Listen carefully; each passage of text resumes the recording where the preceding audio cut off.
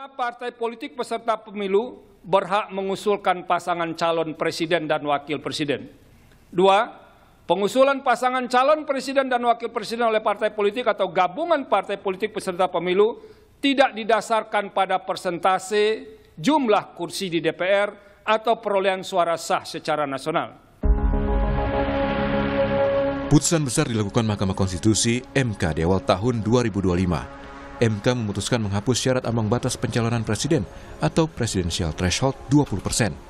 Ini artinya semua parpol bisa usung calon presiden dan wakil presiden. Permohonan pengajuan aturan ambang batas pencalonan presiden yang diajukan beberapa pihak dalam perkara nomor 62 dikabulkan MK. Menurut pertimbangan MK, persyaratan ambang batas pencalonan presiden 20% kursi DPR atau memperoleh 20% suara sah nasional di pemilu sebelumnya yang tercantum dalam pasal 222 Undang-Undang Nomor 7 Tahun 2017 bertentangan dengan pasal 6A ayat 2 Undang-Undang Dasar 1945. Mengadili. 1. Mengabulkan permohonan para pemohon untuk seluruhnya. 2. Menyatakan norma pasal 222 Undang-Undang Nomor 7 Tahun 2017 tentang Pemilihan Umum Lembaga Negara Republik Indonesia tahun 2017 nomor 182 tambahan Lembaga Negara Republik Indonesia nomor 6109 bertentangan dengan Undang-Undang Dasar Negara Republik Indonesia tahun 1945 dan tidak mempunyai kekuatan hukum mengikat. 3. Memerintahkan pemuatan putusan ini dalam Berita Negara Republik Indonesia sebagaimana mestinya. Pemerintah merespon putusan Mahkamah Konstitusi menghapus ambang batas pencalonan presiden. Menteri Hukum Supratman Andi Aktas memastikan pemerintah menghormati putusan MK. Dalam sambungan telepon dengan Kompas TV, Supratman menilai MK tetap memberikan ruang kepada pemerintah dan DPR untuk melakukan rekayasa konstitusional atau simulasi penghapusan ambang batas pencalonan presiden. Upaya ini dilakukan untuk menghindari calon presiden dan wakil presiden terlalu banyak. Terkait dengan dimungkinkannya pembentuk undang-undang itu melakukan rekayasa konstitusional dengan memperhatikan 5 hal. Yang pertama bahwa nanti itu bisa dibaca di halaman 127 putusannya. Jadi ada 5 hal yang dipertimbangkan dalam rangka melakukan rekayasa konstitusional. Karena MK juga berpandangan bahwa banyaknya calon itu juga tidak menjamin sebuah proses demokratisasi yang dikehendaki oleh pembentuk undang-undang, oleh konstitusi. Putusan MK yang menghapus ambang batas pencalonan presiden juga mendapat tanggapan dari warga yang menilai putusan itu langkah besar untuk kemajuan demokrasi Indonesia. Warga bilang akan ada lebih banyak pilihan pimpinan dalam pemilu nanti. Demokrasi di Indonesia menurut saya kembali sehat lagi, di mana saya sebagai masyarakat pastinya nantinya akan punya banyak pilihan terkait capres atau cawapres yang mau saya pilih di Pilpres 2029 mendatang. Ya, sangat setuju ya, karena selama ini dengan pilihan terbatas itu masyarakat juga akhirnya tidak punya pilihan banyak untuk memilih pimpinan terbaik kita ke depan. Dan saya harap ini bisa terus dikawal dan kemudian semoga saja DPR juga tidak akan mengubah aturan ini lagi. Kalau aku dari sisi Gen Z ya mungkin ya, anak muda ngerasanya emang demokrasinya jadi lebih kerasa gitu. Jadi semua orang bisa mengusungkan diri untuk menjadi presiden ataupun punya posisi di pemerintahan. Sementara menurut penggugat, ambang batas pencalonan presiden sudah digugat 36 kali. Itu artinya penggugat menilai ambang batas pencalonan presiden bermasalah. Dan kini putusan MK itu dinilai sebagai kemenangan rakyat Indonesia. Tim Liputan, Kompas TV.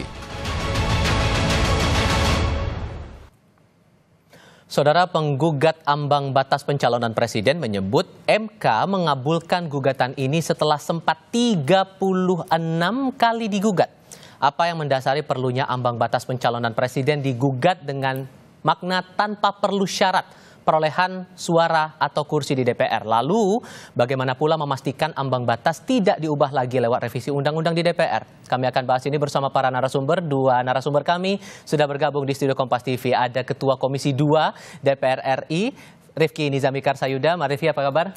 Baik, alhamdulillah. Terima kasih sudah mau bergabung bersama kami dan juga sudah bergabung peneliti utama Lembaga Pemantau Pemilu Netgrid yang juga menjadi salah satu penggugat ambang batas pencalonan Presiden Hadar Nafis Gumai. Pak Hadar, apa kabar Pak? Alhamdulillah baik, terima kasih. Terima kasih semuanya sudah mau hadir pagi ini di Studio Kompas TV. Selamat tahun baru sebelumnya. Sama-sama. Semoga tahun ini membawa kebaikan untuk semuanya dan saya rasa Pak Hadar yang paling pertama kali merasakan kebahagiaan itu karena Anda bareng sama Mbak Titi juga ya waktu itu mengajukan uji materi Undang-Undang Pemilu terutama di pasal 222 dan ternyata dikabulkan permohonan bahwa tidak ada lagi syarat minimal ambang batas presiden itu. Dan kalau mengutip putusan yang disampaikan oleh Hakim Konstitusi waktu itu dipandang bahwa tidak hanya bertentangan dengan hak politik dan kedaulatan rakyat, tapi ambang batas parlemen juga melanggar moralitas, nasionalitas, rasionalitas dan ketidakadilan. Anda juga merasa hal itu?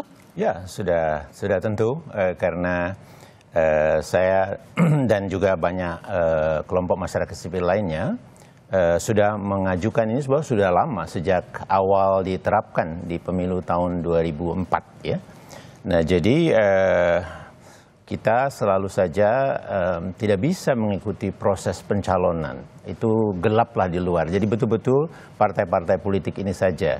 Dan seringkali pencalonan itu timbulnya baru belakangan gitu.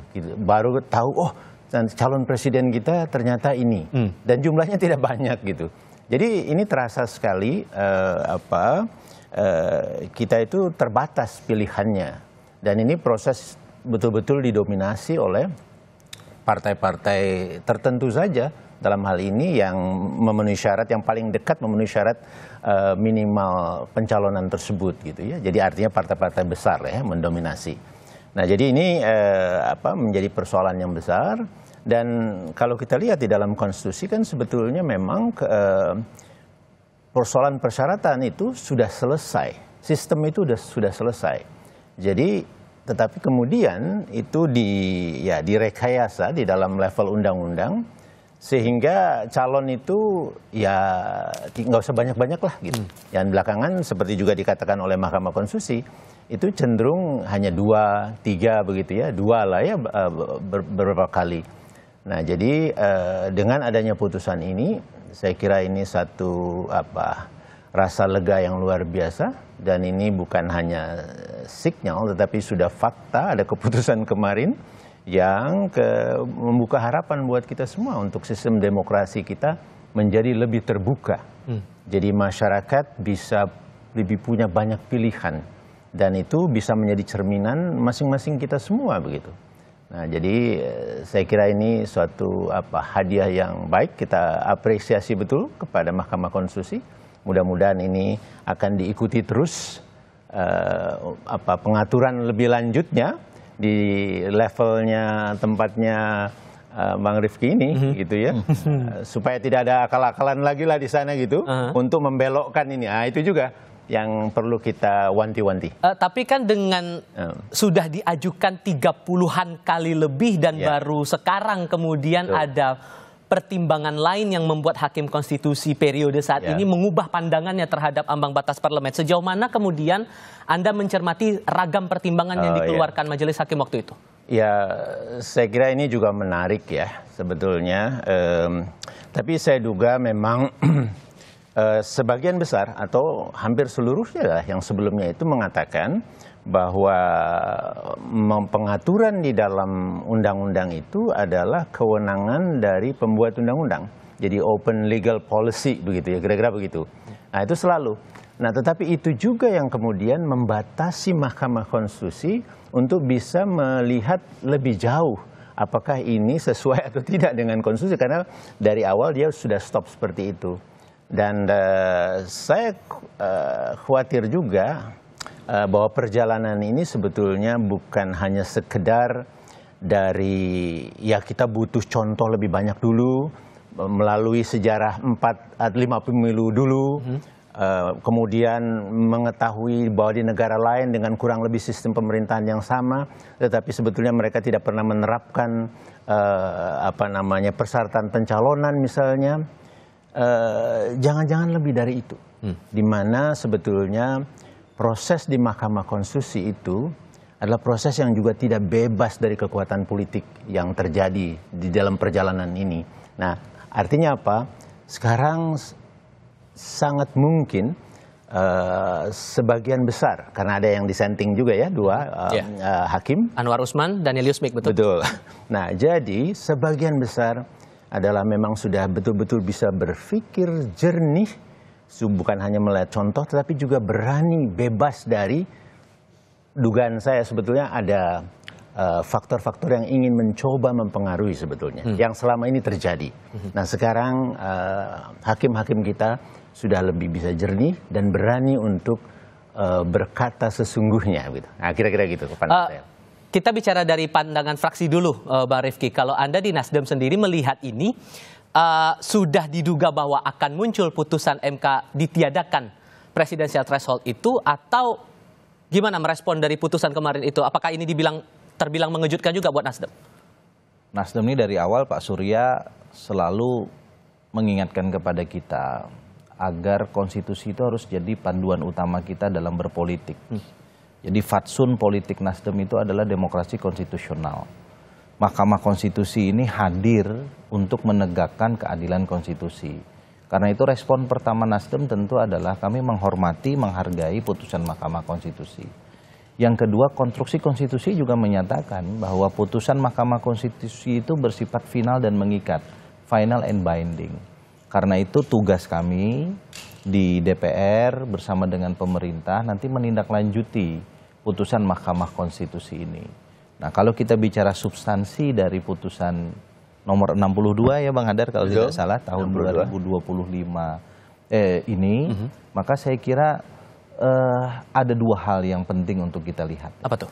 Satu, MK memposisikan diri menurut pandangan saya tetap menjadi negative legislature. Apa itu negative legislature?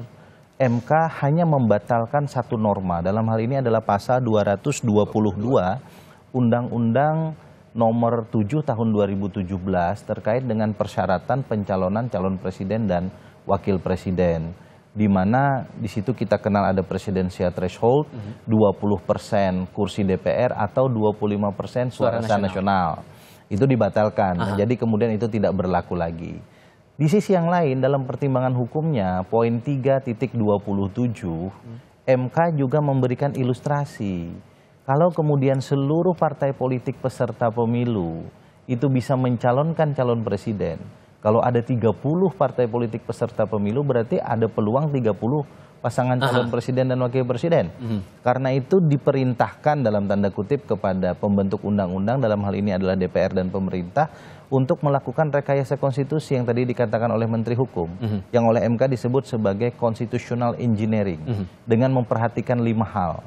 Nah, salah satunya adalah agar kemudian calonnya nggak terlalu banyak. Jangan didominasi oleh koalisi tertentu dan seterusnya gitu. Nah, karena itu menurut pandangan saya, negative legislature MK itu harus ditindaklanjuti dengan positif legislature di level kami nanti di DPR dan pemerintah dengan guidance yang disampaikan oleh MK.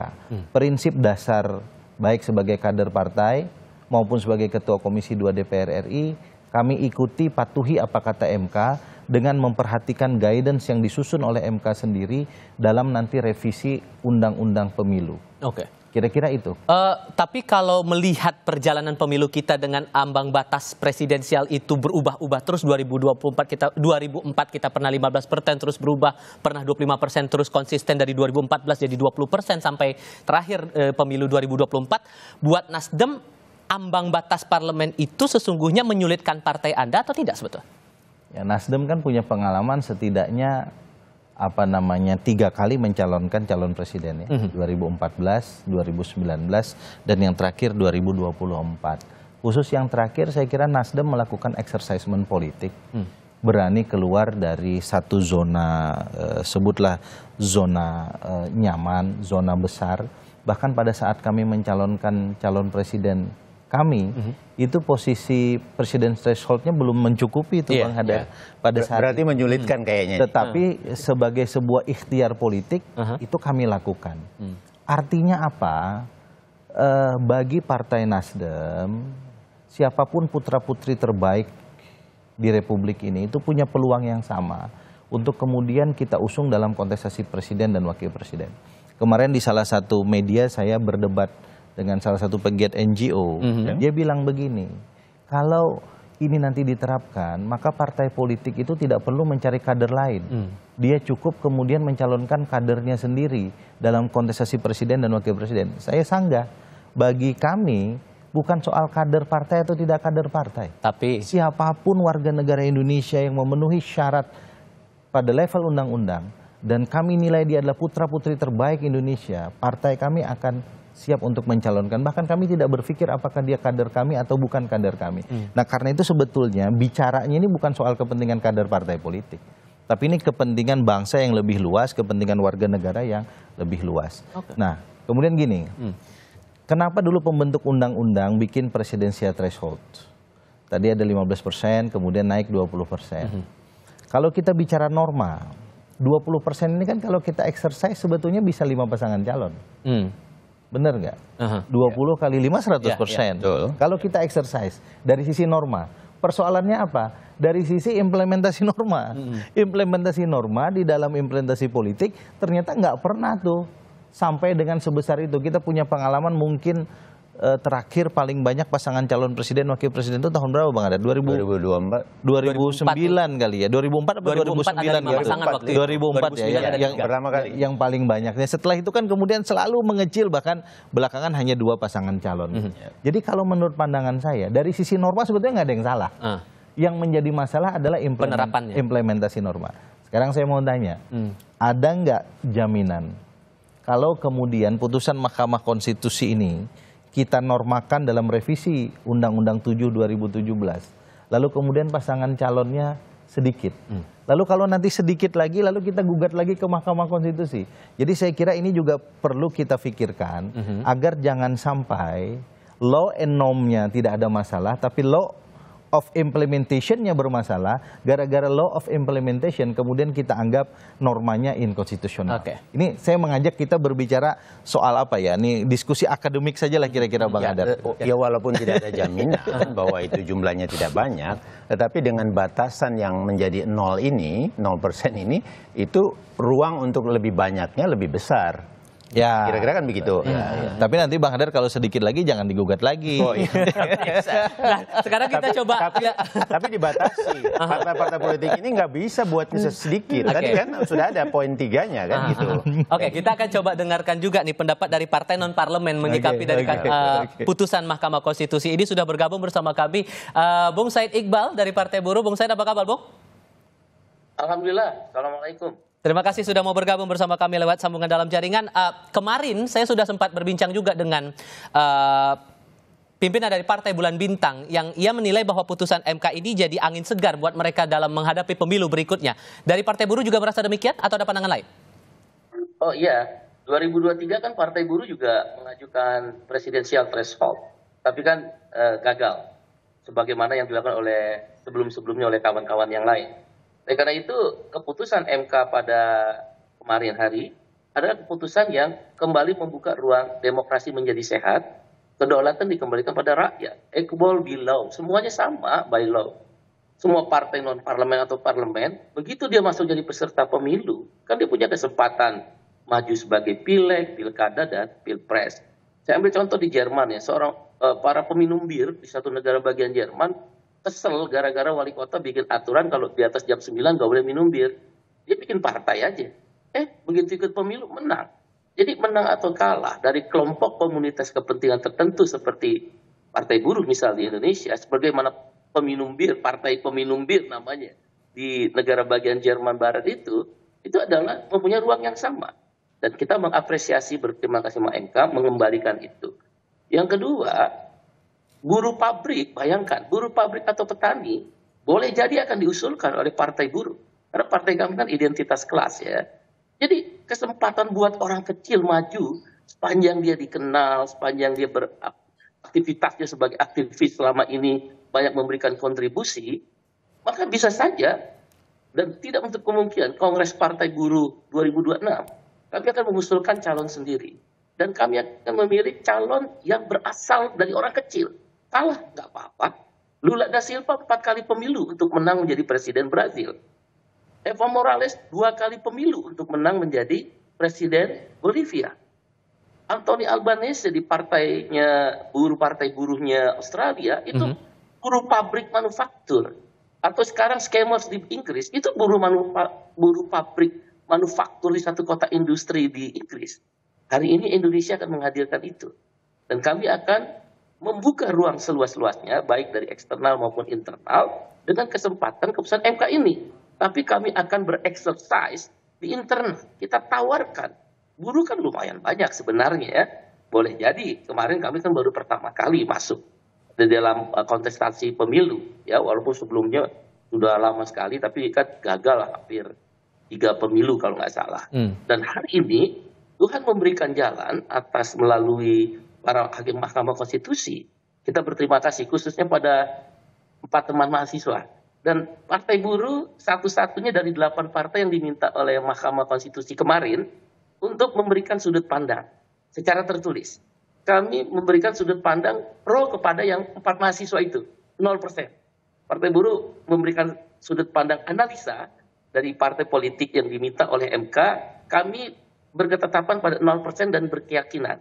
Karena pengalaman Partai Buruh kemarin menang di gugatan Undang-Undang Pilkada, kami menghitung paling kira-kira kalau hakim MK-nya sama, kemudian demokrasinya sedang ditata ulang oleh MK. Pertarungannya kan pertarungan di DPR dengan pertarungan di MK. Partai Buruh memilih jalan untuk bertarung di MK.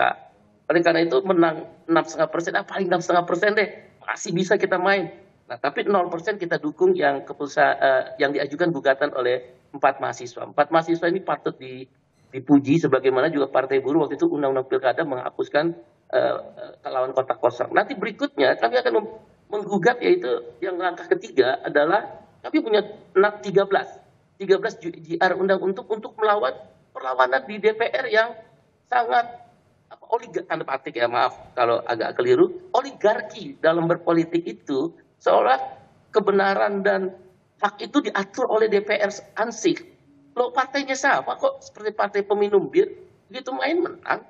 Macron bikin partai kecil, begitu main menang melawan konservatif yang besar dan sosialis yang besar di Prancis.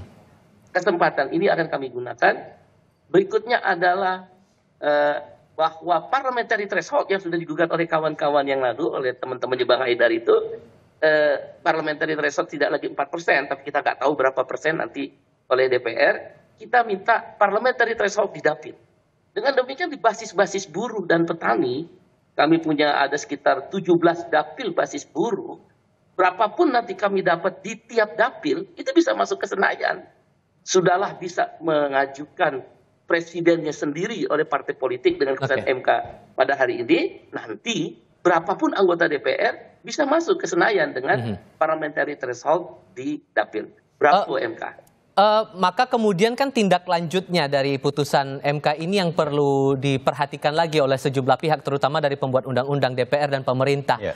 Ditambah lagi sudah ada amanat juga dari Hakim Konstitusi dalam pertimbangannya bahwa perlu ada rekayasa konstitusional untuk memastikan bahwa ya intinya siapapun capres-cawapres nanti akan diusung di pemilu berikutnya secara jumlah tidak berlebihan, intinya efektif efisien lah semuanya biar publik juga bisa melakukan filter lebih mudah juga. Nah, persoalannya sekarang rekayasa konstitusional seperti apa yang bakal dilakukan? Apakah kemudian secara umum sejauh ini ada nggak ya angka ideal kira-kira pasnya kalau untuk pasangan capres-cawapres dalam pemilu itu mentoknya berapa banyak, maksimal minimalnya berapa banyak, dan apakah akan berpengaruh terhadap kualitas pemilu kita? Tapi jawabnya nanti ya. Kita akan lanjutkan lagi diskusi untuk topik ini usai jeda berikut ini. Saudara, tetap bersama Kompas TV.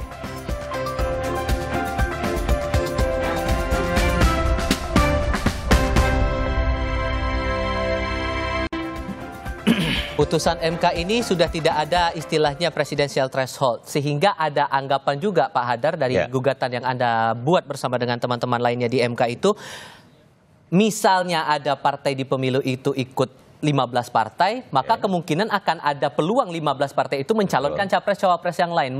Bisa akan lebih banyak jumlah paslon untuk peserta pilpres itu. Di sisi lainnya juga ada amanat dari Hakim Konstitusi bahwa harus ada rekayasa konstitusi memastikan bahwa secara jumlah dan kualitas efektif efisien.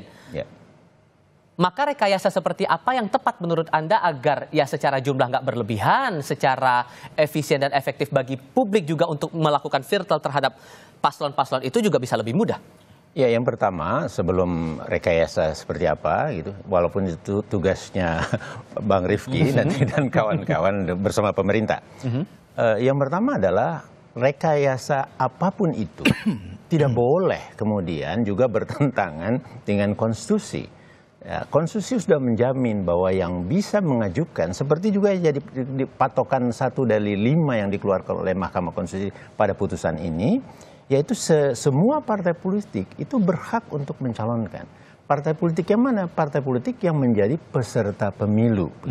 Nah, yang kedua, saya kok tidak yakin bahwa kalau ada peserta pemilu 30 katakanlah, seperti contohnya yang ekstrim, atau katakan tadi 15. 15-15-nya akan mencalonkan sendiri-sendiri.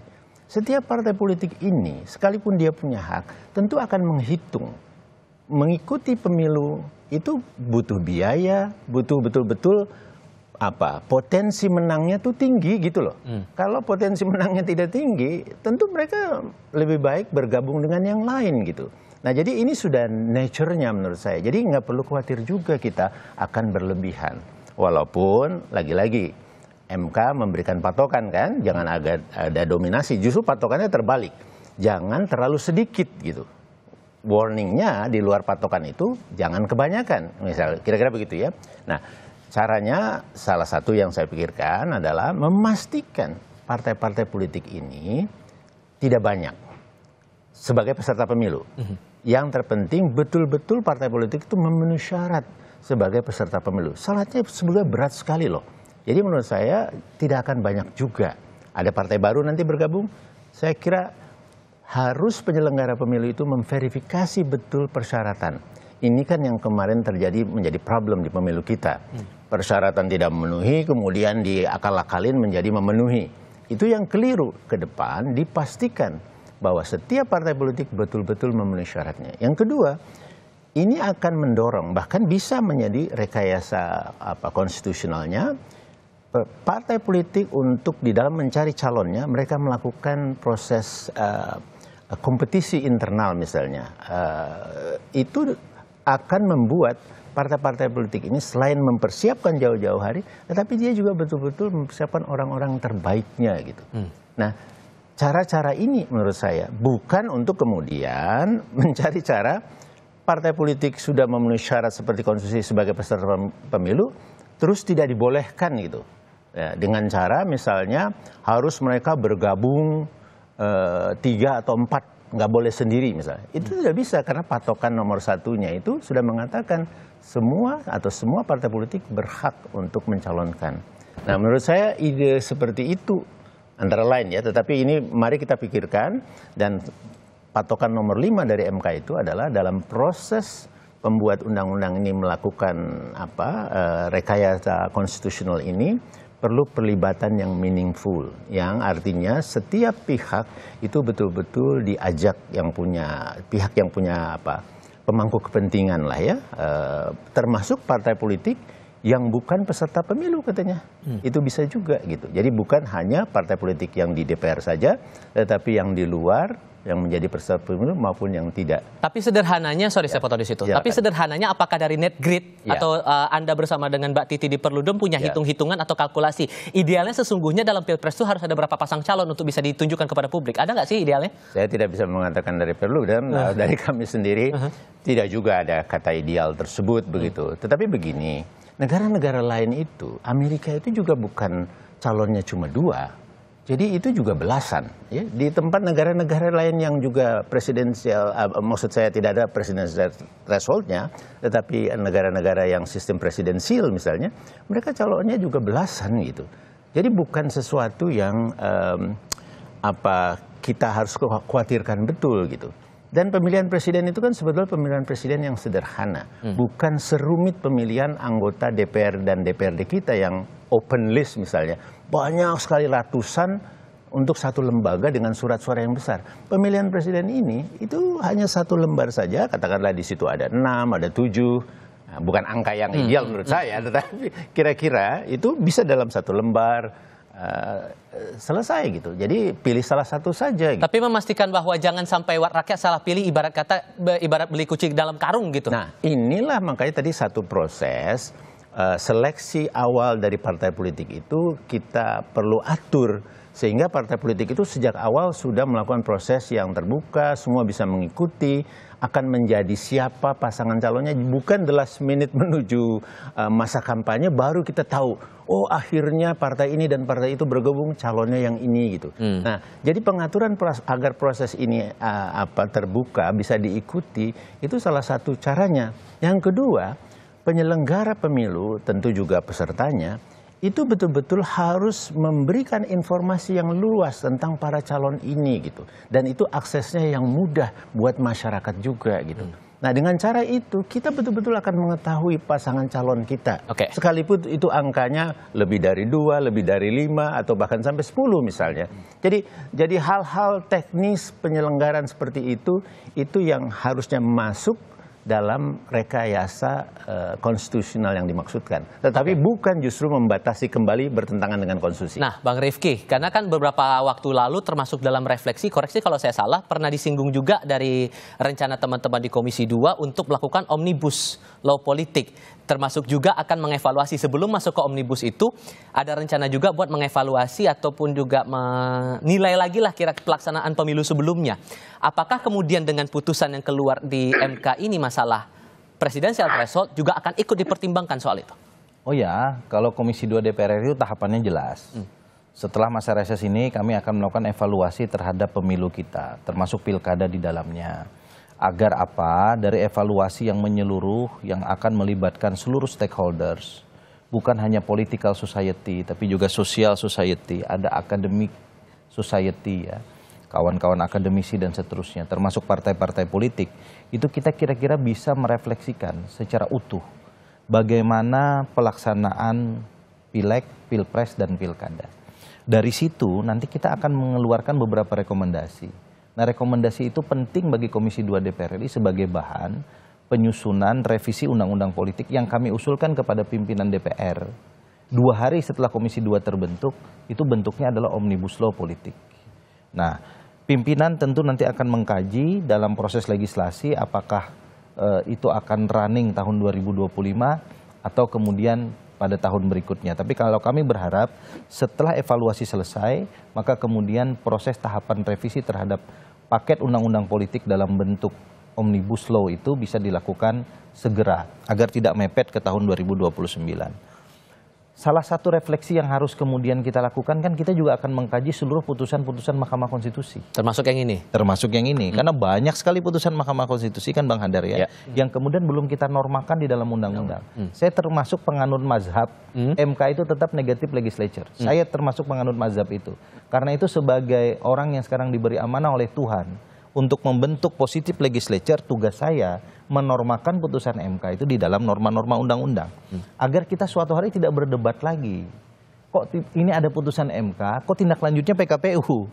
Undang-undangnya kok belum ada gitu. Walaupun MK pernah memutuskan dan menilai dirinya sendiri melalui putusannya untuk mengkoreksi ketentuan terkait dengan negative legislature ini. Karena MK bilang, kalau terjadi keterlambatan proses legislasi normal di DPR dan pemerintah, maka MK bisa masuk untuk mengisi vakum of norm atau kekosongan norma. Itu satu. Yang kedua, kalau kita bicara kembali ke tema kita pada pagi hari ini terkait dengan presidensial threshold. Tadi Bang Hadar sudah mengingatkan kepada kita, kata kunci untuk pencalonan calon presiden ke depan itu adalah partai politik peserta pemilu. Ini publik juga harus aware agar jangan dipikir besok bikin partai belum tentu jadi peserta pemilu, lalu Anda bermimpi untuk mencalonkan calon presiden Anda. Nah, syarat untuk menjadi peserta pemilu itu sudah diatur sedemikian rupa juga di Undang-Undang Nomor 7 Tahun 2017. Kalau kita ketat menerapkan syarat itu, mestinya institusionalisasi partai politik atau pelembagaan partai politik sejak awal terjadi sebetulnya. Karena nggak sembarangan orang bikin partai politik. Bukan seperti organisasi atau perkumpulan yang biasa-biasa saja gitu. Nah, kalau itu kemudian kita betul-betul kerjakan dengan benar, saya juga meyakini bahwa tidak semua keinginan membentuk partai politik itu akan menjadi partai politik peserta pemilu yang artinya tidak akan banyak partai-partai politik di Indonesia ini yang bukan peserta pemilu bisa mencalonkan calon presiden dan wakil presiden.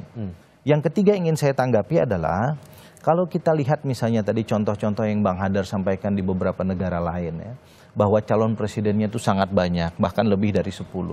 Saya kira saya sepakat dengan itu, tetapi kemudian di negara-negara tersebut kan sistemnya tidak sesederhana kita.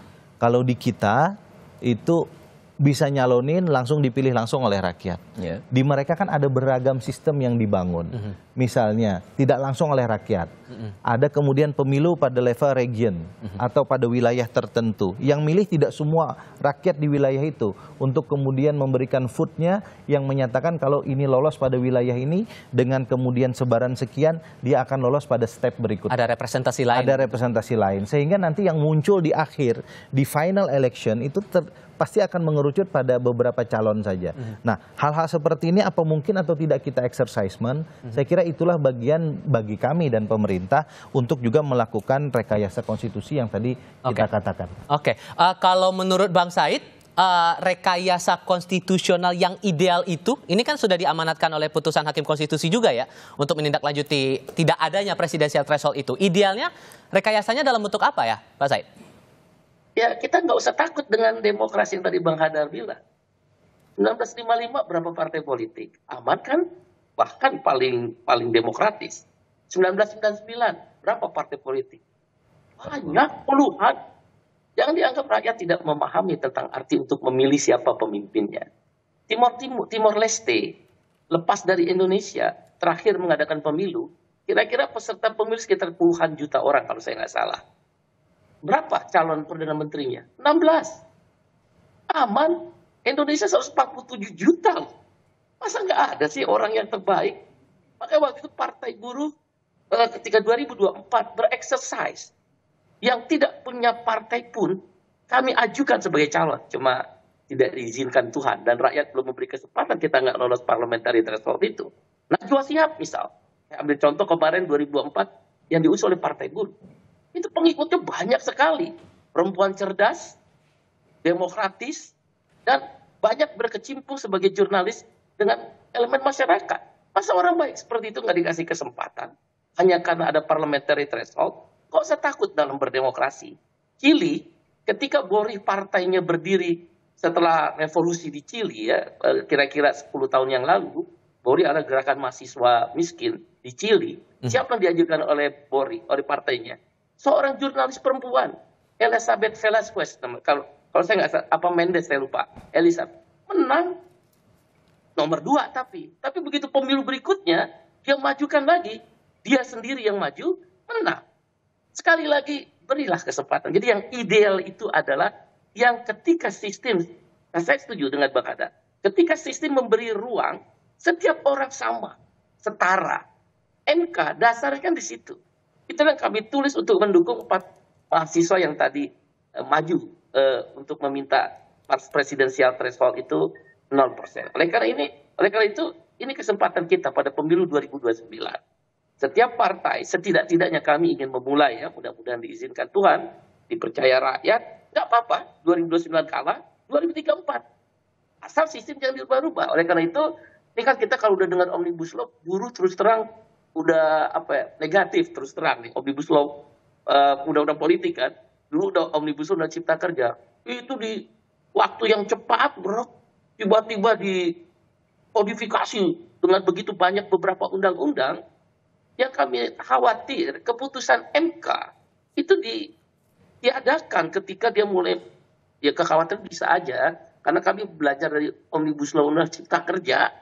Nah, proses ini yang kami berharap sekali di sini ada Bang Rifki, benar-benar DPR kasih ruang lah. Jangan apa yang udah, kan maaf ya, kenapa Partai Buruh sebagai partai non-parlemen, emang kami kecil. Jangan lupa loh, ada kesempatan untuk besar. Sepanjang sistemnya sama, memberi ruang yang sama.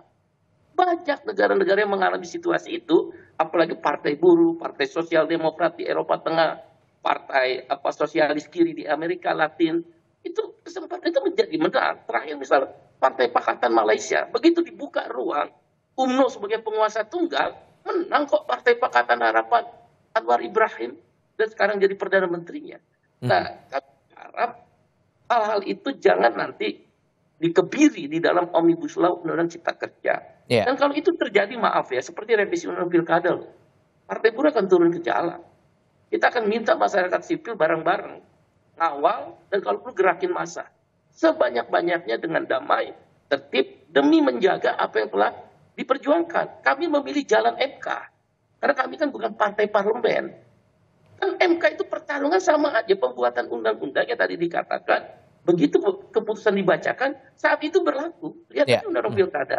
Begitu mau direvisi, dilawan, kan langsung berlaku kan. PKPU langsung mengadopsi Undang-Undang Pilkada. Nah ini cuma panjang nih, ada 4 tahun lagi. Kemudian ada Undang-Undang prioritas di DPR, termasuk Omnibus Law. Kami agak khawatir, tapi kita percayalah. Mudah-mudahan udah berubah lah cara berpikirnya, belajar dari Pilkada. Kalau nggak, turun itu rakyat.